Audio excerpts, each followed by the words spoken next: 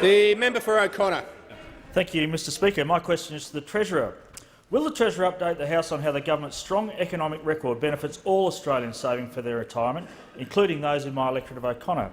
Is the Treasurer aware of any alternative proposals? Good question. The Treasurer has the call.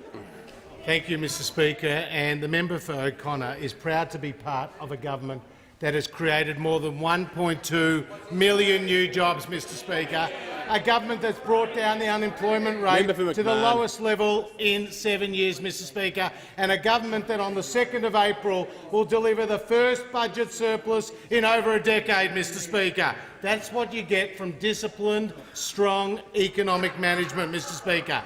And we can deliver the essential services, record funding on hospitals, record funding on schools, record funding on infrastructure and defence spending, Mr Speaker. We can deliver that spending without increasing taxes like those opposite are promising to do.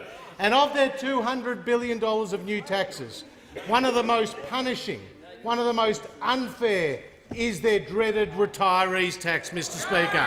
A $55 billion slug on older Australians, Mr Speaker. Australians who have done nothing wrong except plan and prepare for their own retirement. Over 1 million Australians, Mr Speaker, individuals who will be on average $2,200 a year worse off under Labor, and of the 200,000 self-managed super funds, Mr Speaker, they will be on average $12,000 a year worse off under the Labor Party, Mr Speaker. Now, don't believe the Labor Party when they say this doesn't affect pensioners, because Labor's retiree tax will hit pensioners, Mr Speaker. If you were a pensioner before the 28th of March last year and you establish a self-managed super fund after that date, the Labor Party hits you with a higher tax, Mr Speaker. If you were in a self-managed super fund before the 28th of March last year and you become a pensioner after that date, Mr Speaker, the Labor Party could slug you with their retirees tax as well, Mr Speaker. And the Labor Party's policy disproportionately affects women. Over half of those people affected by the retirees tax are women, and over two-thirds are over the age of 60, Mr Speaker, and over half, around half, are single or widowed, Mr Speaker. That's the Labor Party's policy.